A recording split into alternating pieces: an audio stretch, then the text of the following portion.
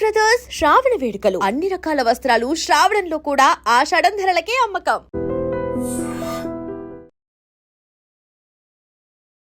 నమస్తే, welcome to I dream social spotlight with కవిత.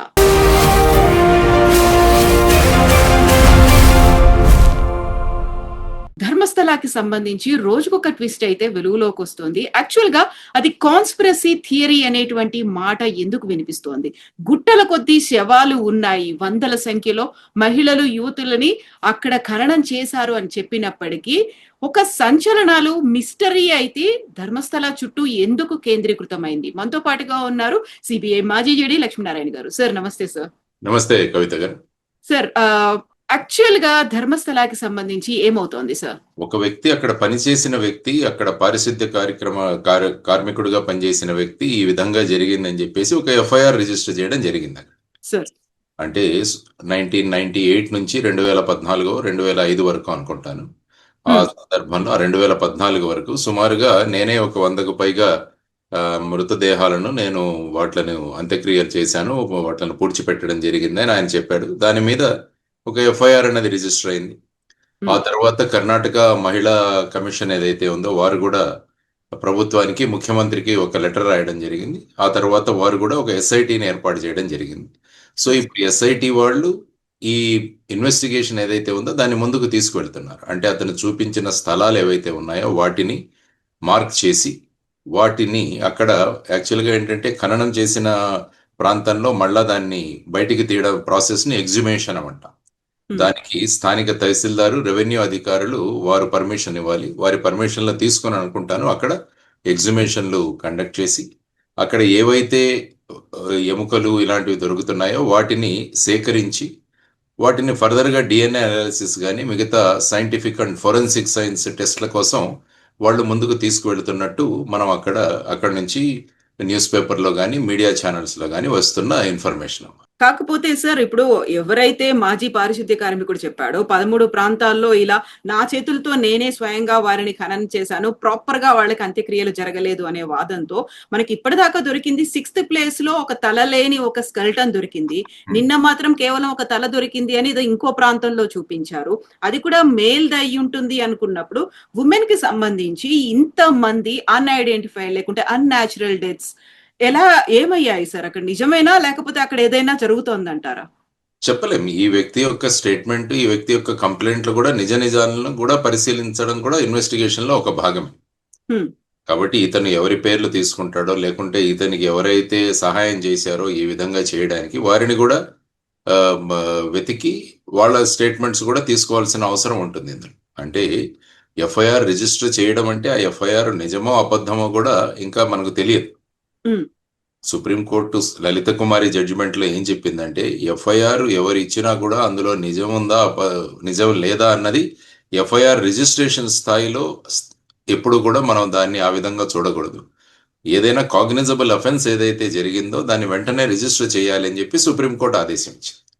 కాబట్టి ఈ వ్యక్తి వచ్చి ఈ విధంగా నేను చేశాను అని చెప్పి దానికి సంబంధించిన ఫోటోలు కూడా అతను తన కంప్లైంట్ తో పాటు యాడ్ చేశారని చెప్పి అప్పుడు వెంటనే దాని మీద కేసు రిజిస్టర్ చేయడం జరిగింది.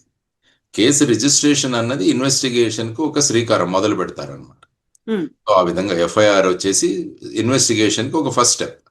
ఆ తర్వాత ఇక టీమ్స్ ఫామ్ చేయడము, అతను చూపిన ప్రదేశాలకు వెళ్ళడం, అక్కడున్న ప్రాంతాన్ని పరిశీలించడం, ఆ తర్వాత అక్కడున్న ఎవిడెన్స్ ఏదైతే ఉందో దాన్ని బయటికి తీసుకురావడం, దాన్ని ఈ ఏవైతే అవశేషాలు ఉన్నాయో అవి మనిషివా నెంబర్ 1 మనిషివి అని నిర్ధారిస్తే అవి స్త్రీయా పురుషుడివా, సో దాన్ని బట్టి మళ్ళా వయస్సు ఎంత ఉండొచ్చు, ఇలాంటివన్నీ కూడా ఫోరెన్సిక్ అండ్ డిఎన్ఏ అనాలిసిస్ లో తేలుతుంది.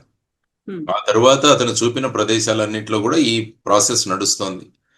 కేవలం మనకు వాళ్ళు అఫీషియల్ గా ఎక్కడ కూడా ప్రెస్ నోట్ కానీ ఏది రిలీజ్ చేయలేదు, కానీ ఇక్కడ ఈ మీడియాలోనూ తర్వాత యూట్యూబ్ ఛానల్స్ లోనూ వస్తున్న దాంట్లో 6వ నెంబర్ స్పాట్ లో కొన్ని అవశేషాలు దొరికాయి, అందులో అవి మనిషివని. ఇది ఎస్ఐటి ఇంతవరకు ఏమీ మాట్లాడలేదు.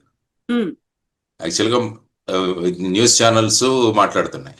సో అందుకని ఎస్ఐటి వాళ్ళ ఇన్వెస్టిగేషన్ వరకు మనం వెయిట్ చేయాలి. ఆ తర్వాత వచ్చేసి వాళ్ళు ఏ విధంగా ముందుకు తీసుకెళ్తున్నారు అన్నది కూడా చూడాల్సిన అంశం. అసలు ఈ ఎఫ్ఐఆర్ లో తథ్యాలు ఉన్నాయా, దాని తర్వాత వీడి వెనకాల ఏదైనా మళ్ళా ఏదైనా కాన్స్పిరసీ యాంగిల్ ఉందా, లేకుంటే అక్కడ ఉన్న ధర్మస్థలాల్లో ఉన్న బోర్డు మెంబర్స్ని ఏ విధంగా ఈ విధంగా వాళ్ళను డిఫేమ్ చేయడానికి ఏదైనా జరుగుతుందా, ఇవన్నీ కూడా ఇన్వెస్టిగేషన్లో భాగాలు. ఇన్వెస్టిగేషన్లో it is part of the investigation. So వాటన్నింటినీ కూడా ఈ స్పెషల్ ఇన్వెస్టిగేషన్ టీం అన్నది వాళ్ళు బయటికి తీసుకొస్తారు. టైం పడుతుంది దానికి. ఇమీడియట్గా మనకు మినిట్ టు మినిట్ మనకి రిజల్ట్స్ అన్నవి తెలియవు, కానీ ఫైనల్గా ఇందులో ఏం జరిగింది అన్నది మటుకు తెలియాలి. ఆ కంప్లైంట్ కరెక్టా లేదా, కంప్లైంట్ కరెక్ట్ అయితే ఎంతవరకు అందులో తథ్యాలు ఉన్నాయి అన్నది కూడా వెరిఫై చేస్తారు వాళ్ళు. సార్, అయితే సెకండ్ విక్టిమ్ కూడా వచ్చారు. జయంత్ అనే పర్సన్ తను ఆర్టీఐ కింద అప్లై చేస్తే 2000 నుంచి 2015 మధ్య కాలంలో అన్ఐడెంటిఫైడ్ డెత్ రికార్డ్స్ అనేది ఉన్నాయి. దాన్ని తగలబెట్టారు, కావాలని ఒక పోలీస్ ఆఫీసర్ తగలబెట్టాడు. అంటే ఆ కాలంలో జరిగినటువంటి మిస్సింగ్ కేసులు కావచ్చు, మర్డర్స్ కావచ్చు, లేకపోతే డెత్స్ అనేవి ఏవైతే ఉన్నాయో వాటన్నిటికీ సంబంధించి లెక్క అనేది లేకుండా పోతుంది కదా సార్, రిజిస్టరే లేనప్పుడు. ఎలా ఉంటుందంటే మొదటిది మిస్సింగ్, హా, రెండోది వచ్చేసి అన్ఐడెంటిఫైడ్ డెడ్ బాడీస్. ఈ రెండు కేటగిరీ మనం చూడాలి. Sir. So for example missing కేసులు అన్ని ఆ కాలంలో రిజిస్టర్ అయిన మిస్సింగ్ కేసుల్లో ఎంతమంది మళ్ళా రిటర్న్ వచ్చేసారు ఇంటికి అన్నదాన్ని తీసి, ఇంకా ట్రేస్ కాని కేసెస్ ఎన్ని అని చెప్పేసి వాటన్నిటిని కూడా లిస్ట్ తీయాలి. ఉమ్, ఆ తర్వాత అదే టైంలో అన్ఐడెంటిఫైడ్ డెడ్ బాడీస్ కూడా ఉంటాయి. ఫర్ ఎగ్జాంపుల్ ఎక్కడో ఉన్న ప్రాంతం నుంచి వచ్చిన వ్యక్తి యొక్క డెడ్ బాడీ ఒక చోట దొరికితే ఆ వ్యక్తికి మళ్ళా లింక్ చేయడం అన్నది చాలా కష్టమైన పరిస్థితి. సో అలాంటి అన్ఐడెంటిఫైడ్ డెడ్ బాడీస్ కూడా ఏమైనా ఉన్నాయా అన్నది. ఎందుకంటే అన్ఐడెంటిఫైడ్ డెడ్ బాడీస్ దొరికినా కూడా వాళ్ళని చాలా రోజులు అక్కడ ఉంచరు. ఉమ్, ఎందుకంటే దాంట్లో పోస్ట్ మార్టము ఇవన్నీ చేసేసిన తర్వాత బాడీ ఐడెంటిఫై చేసుకుంటే కొన్ని రోజులు మార్చురీలో పెడతారు, కానీ దాన్ని ఇండెఫినెట్ గా పెట్టలే. ఆ తర్వాత వాటికి రెగ్యులర్ గా ఈ అంత్యక్రియలు అవి చేస్తుంటారు అనమాట, అన్ఐడెంటిఫైడ్ డెడ్ బాడీస్ కూడా. సో ఆ విధమైన కేసులు ఏవి ఉన్నాయి అవి కూడా బయటికి తీయాలి. ఆ కాలంలో జరిగిన అన్ఐడెంటిఫైడ్ డెడ్ బాడీస్, తర్వాత ఆ పీరియడ్ లో జరిగిన మిస్సింగ్ కేసెస్, వాటిలో ఇంకా అన్ట్రేసబుల్ అంటే అన్ట్రేస్డ్ మిస్సింగ్ కేసెస్ ఏవైతే ఉన్నాయో వాటన్నింటినీ కూడా పరిశీలించాల్సి ఉంటుంది. ఆ ఫ్యామిలీస్ యొక్క డిఎన్ఏ శాంపుల్స్ కూడా తీసుకోవాల్సి ఉంటుంది. తర్వాత ఇక్కడ ఏదైతే వీళ్ళు రకరకాల ప్లేసెస్లో ప్రదేశాల్లో వీటిని బయటికి తీసే ప్రయత్నాలు తీస్తున్నారో, ఇన్ కేస్ అవి బయటకు వచ్చిన తర్వాత వీటి యొక్క డిఎన్ఏ కూడా తీసుకొని వీటన్నిటితో మ్యాచ్ చేయాల్సి ఉంటుంది. ఆ తర్వాతనే మనము ఈ పలానా ఈ ఎముకలు అన్నవి, బోన్స్ అన్నవి ఈ ఫ్యామిలీకి సంబంధించిన వాళ్ళవి అన్నది నిర్ధారణ చేయవచ్చు. సో ఇదంతా కూడా ఇన్వెస్టిగేషన్ లో ఒక డీటెయిల్డ్ ప్రాసెస్ అన్నది జరుగుతుంది. సో ఆ ప్రాసెస్ లోనే ఎస్ఐటి వాళ్ళు ఇప్పుడు ముందుకు వెళుతున్నారని నేను అనుకుంటాను. సార్, ఒకవేళ రికార్డే లేదు అన్నప్పుడు ఎలా క్యాలిక్యులేషన్స్ అనేవి ఉంటాయి సార్, ఎలా ఐడెంటిఫై చేస్తారు అసలు? రికార్డు ఉంటుంది, ఎందుకంటే నేను అన్నట్టు మిస్సింగ్ దానికి కూడా రికార్డు ఉంటుంది. మిస్సింగ్ కేసెస్ ను పోలీస్ స్టేషన్ లో రిజిస్టర్ చేస్తారు. ఆ మిస్సింగ్ ఎవరు ఇచ్చారు కంప్లైంట్, తర్వాత ఆ మిస్సింగ్ పర్సన్ యొక్క డీటెయిల్స్ ఏంటి, ఇవన్నీ కూడా మన రికార్డ్స్ లో ఉంటాయి. అదేవిధంగా అన్ఐడెంటిఫైడ్ డెడ్ బాడీస్ ఏవైనా దొరికినా కూడా అక్కడ అప్పటి కాలంలో ఉన్న post mortem reports, inquest reports, ఇవన్నీ కూడా అక్కడ దొరుకుతాయి మనకి. సో వీటన్నిటిని కూడా వాటిను మ్యాచ్ చేయాలి. అంటే అది అంత సులభతరమైన ఇన్వెస్టిగేషన్ కాదు. ఈ ఇన్వెస్టిగేషన్ చాలా ఛాలెంజింగ్ ఇన్వెస్టిగేషన్, కష్టతరమైన ఇన్వెస్టిగేషనే, కానీ డీటెయిల్డ్ గా ఓపిక్ గా చేయాల్సిన ఇన్వెస్టిగేషన్. సో 95 నుంచి 2014 మధ్య కాలంలో, అంటే 20 ఏళ్ల పాటు జరిగిందంటే అది కూడా జరిగి 11 ఏళ్ళు అవుతోంది. ఎంత లెంతీ అండ్ లెబోరియస్ ప్రాసెస్ అవుతుంది సార్ ఇదంతా? అంతే కదా, మరి ఇన్వెస్టిగేషన్ అంటే అలాగే ఉంటుంది.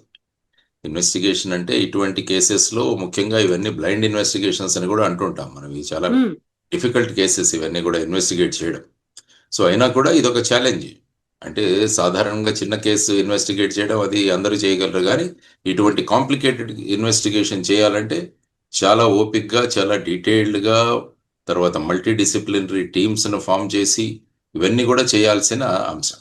It is not impossible, but it is with lot of strain, తర్వాత లాట్ ఆఫ్ ఎఫర్ట్స్ పెట్టాల్సిన ఇన్వెస్టిగేషన్ ఇది.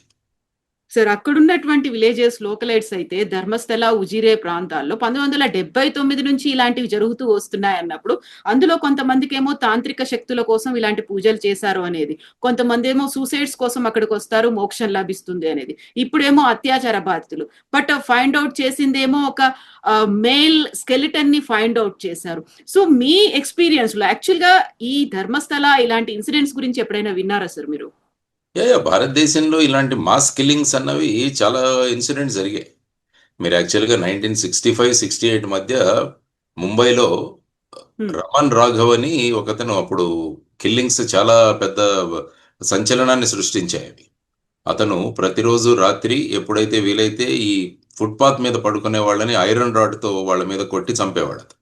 ఉమ్, సుమారుగా 41 మందిని ఆ విధంగా చంపాడు అతను.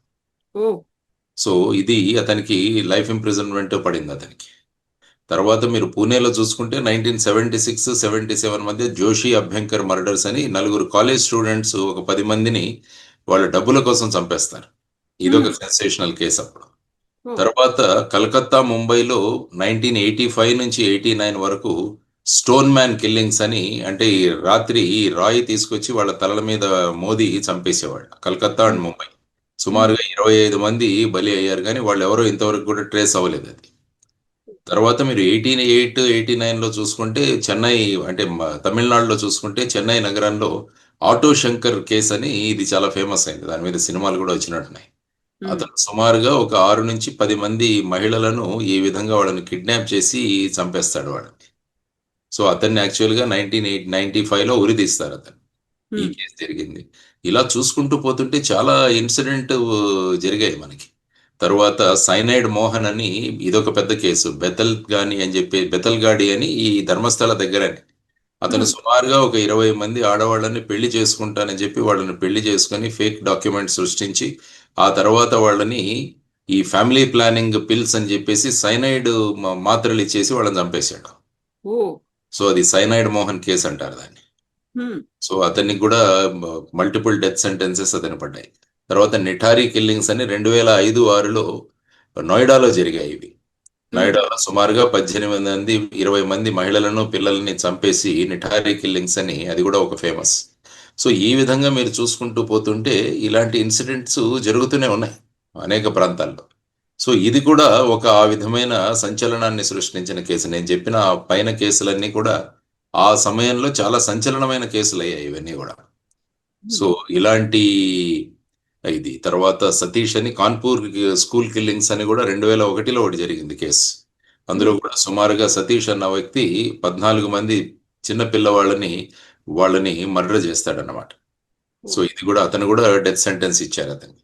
సో ఇలాంటి కేసుల కోవలో ఈ కేసు కూడా ఇప్పుడు సంచలనం సృష్టిస్తోంది. దానిలో సత్యాసత్యాలు బయటికి తీసుకురావాల్సిన పనిలో ఎస్ఐటి ఉందన్నమాట. సార్ అక్కడేమో ఇండివిజువల్స్ చేశారు, లేకుంటే ఒక కొంతమంది గ్రూప్ ఆఫ్ పీపుల్ 10ల సంఖ్యలో జరిగాయి డిఫరెంట్ ప్లేసుల్లో. బట్ ఇదంతా కూడా ఒక ధర్మస్థలం, తీర్థక్షేత్రం చుట్టూ జరుగుతున్నటువంటి వ్యవహారం దశాబ్దాల తరబడి అవుతోంది. రాజకీయం పలుకుబడి అక్కడ ఉన్నటువంటి అధికారులు, పోలీసులు అందరూ కలిసి అనగదొక్కుతున్నారు, బయటికి రాకుండా చేశారు అనేది కదా విజిబ్లోవర్స్ చెప్తోంది.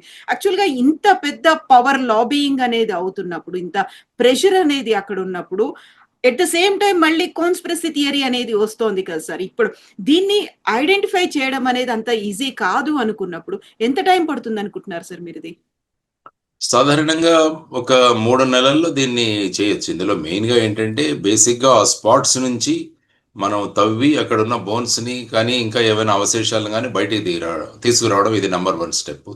తర్వాత వాటి డిఎన్ఏ అనాలిసిస్ చేయడము, తర్వాత age of bones ossification test చేసి దాన్ని తీసుకురావడం, తర్వాత డిఎన్ఏ, తర్వాత వచ్చేసి అట్ ది సేమ్ టైం ఇంతవరకు అన్ట్రేస్డ్ మిస్సింగ్ కేసెస్ అన్నింటినీ చూసి వాళ్ళ డిఎన్ఏ తీసుకొని వాళ్ళ డిఎన్ఏ శాంప్లింగ్స్ తయారు చేయడం, తర్వాత వీటికి వచ్చిన డిఎన్ఏతో వీటిని మ్యాచ్ చేయడము, మ్యాచ్ చేసి మళ్ళీ వాటిని లింక్ చేయడం. ఎందుకంటే రేపు ఫైనల్గా ఈ కేసులన్నీ కూడా కోర్టులోకి తీసుకెళ్ళాలి.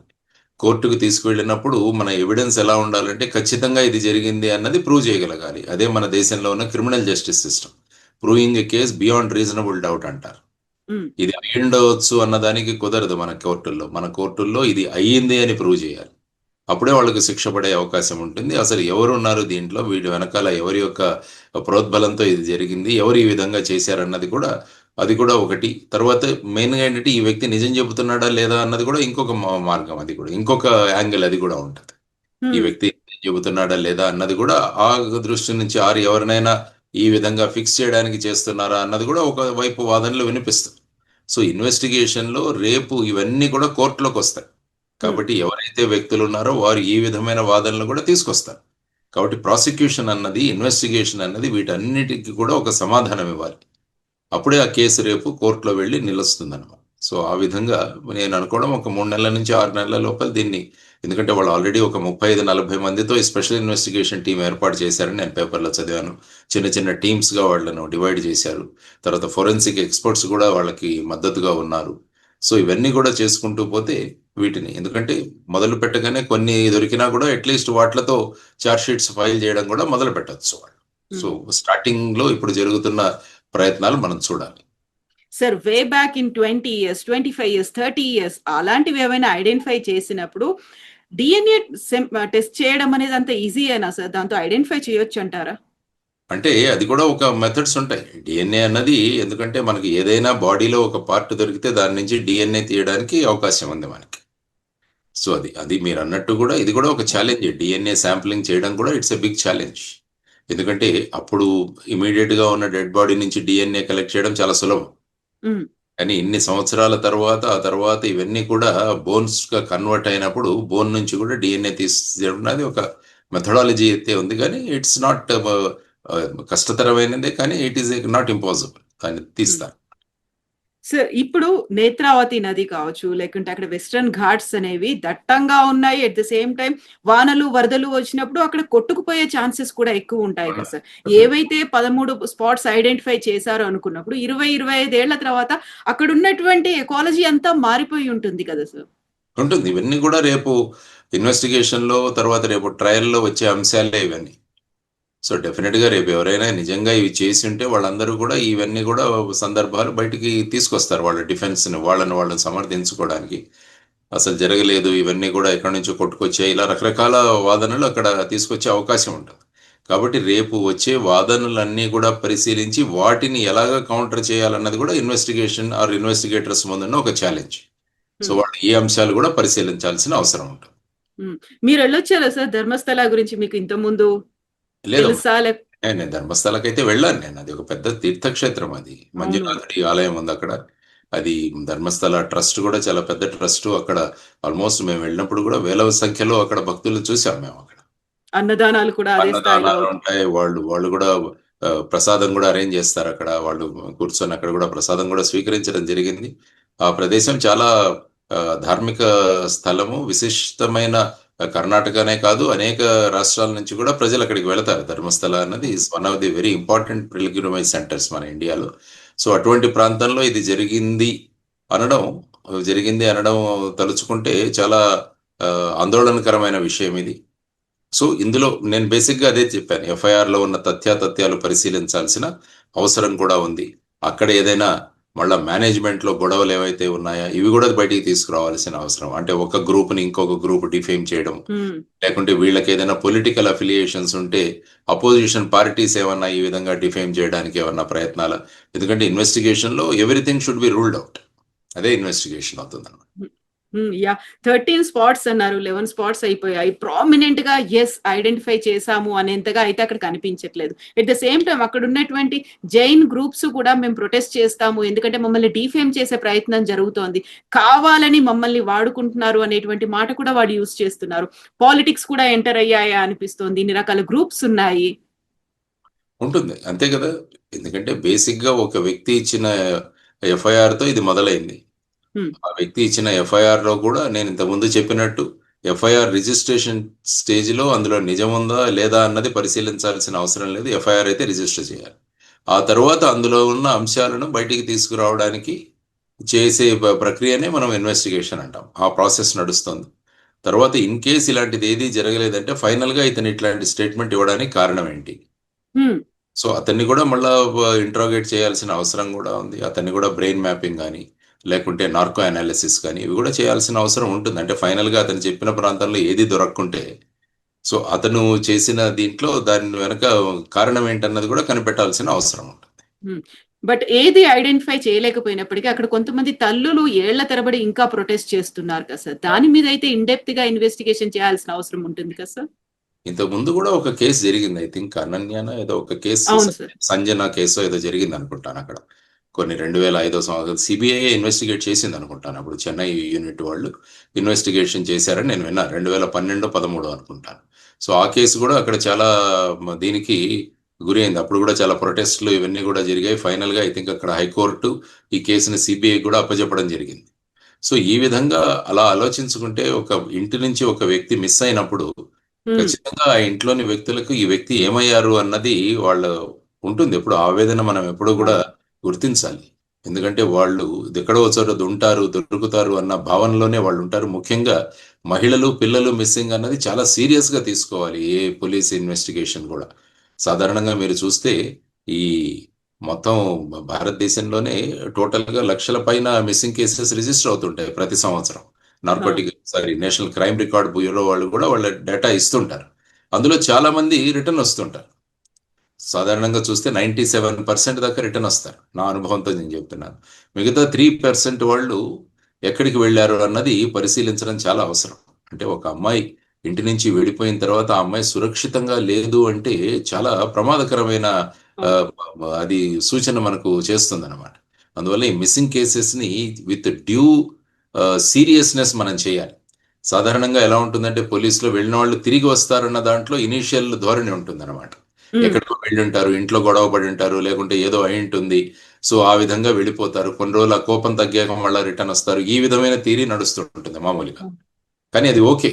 కానీ చాలా కేసుల్లో చూస్తే ఈ విధంగా తిరిగి వచ్చిన వాళ్ళ కేసు ఎక్కువగానే ఉంటుంది. కానీ వాళ్ళ గురించి కాకుండా తిరిగి రాని వాళ్ళ గురించి మనం ఆలోచించాల్సిన అవసరం చాలా ఉంది. సో ఇందులో కూడా ఆ విధమైన సంఘటనలే. అందువల్ల ఆ పీరియడ్లో జరిగిన 95, 98 నుంచి 2014 వరకు కర్ణాటకలో రిజిస్టర్ అయిన మిస్సింగ్ కేసులు ఎన్ని, అది కర్ణాటకకే పరిమితం చేయాలా లేకుంటే మొత్తం భారతదేశానికి చూడాలా? ఇది కూడా ఒక ఇదే కదా. ఎవరు ఎక్కడి నుంచో, ఎందుకంటే ధర్మస్థల అనే ప్రాంతంలో అందరూ వస్తారు.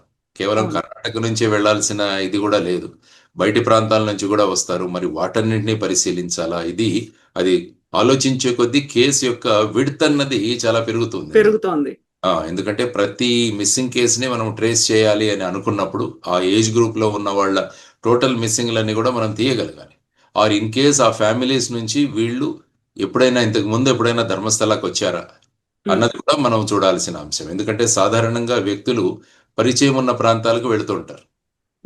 ఈ మిస్సింగ్ కేసుల్లో కూడా మేము గమనించింది కొంతమంది గుళ్ళకు వెళ్ళడం, ధార్మిక స్థలాలకు వెళ్ళడం, ఇవి జరుగుతుంటుంది.